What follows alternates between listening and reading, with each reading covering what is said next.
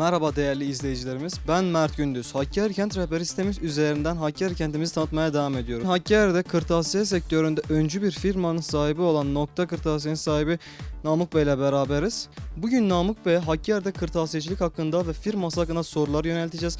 Burada ne tip hizmetler veriliyor onları hep beraber birazdan öğrenelim. Namık Bey, kendinizi biraz tanıtır mısınız? Doğma büyüme Hakkari'liyim. Hakkari'de yaşıyorum. İşletmemiz 2012 yılında kurulmuş olup kırtasiye sektöründe faaliyet göstermekte. Öğretmen ve öğrenci arkadaşlarımıza hizmet vermekteyiz. Ayrıyeten kurumsal faaliyetlerimiz de mevcuttur. Renkli fotokopi, spiral ciltleme, spiral kaplama, siyah beyaz fotokopi, ödev çıktısı, PDF çıktısı, birçok faaliyetlerimiz bulunmaktadır. Ayrıyeten A'dan Z'ye tüm kırtasiye malzemesi de mevcut olup öğrencilerimize elimizden geldiğince uygun fiyatlarda hizmet vermeye çalışıyoruz.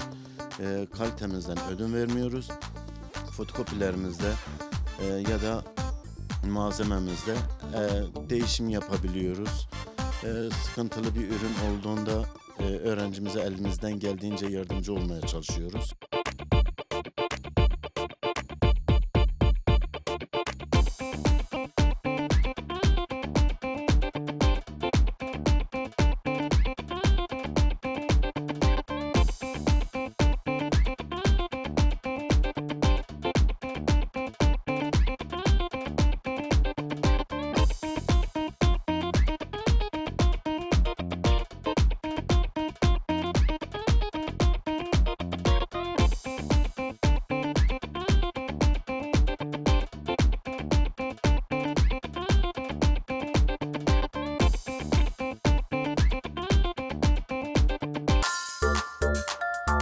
Peki Namık Bey, firmanızda kırtasiyecilik dışında başka ne biçim hizmetler sunmaktasınız?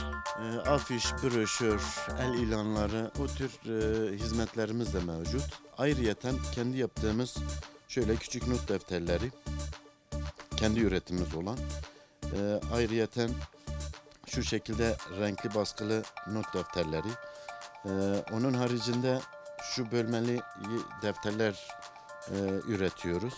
Müşterinin isteği doğrultusunda kaç sayfalık istiyorsa o şekilde defter üretimimiz de mevcut.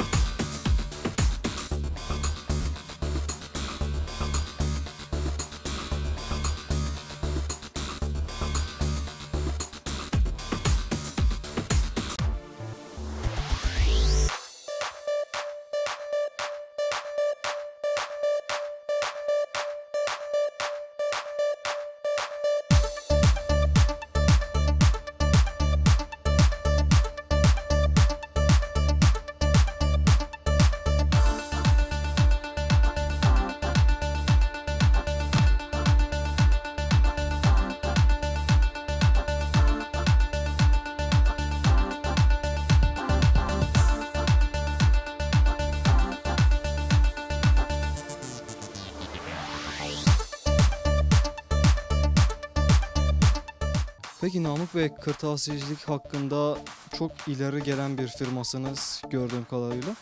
Parakende ve toptan satışlarınız var mı? Tabii ki yani toptan satışlarımız da mevcut olup bunun yanı sıra kurumlara toptan kırtasiye malzemesi satışlarımız da mevcuttur.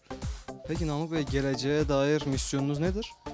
Geleceğe dair misyonumuz teknolojik açıdan firmamızı daha iyi yerlere getirmek, daha büyük bir yere taşınıp müşterilerimize ve halkımıza, öğrencilerimize daha iyi hizmet sunmaktır.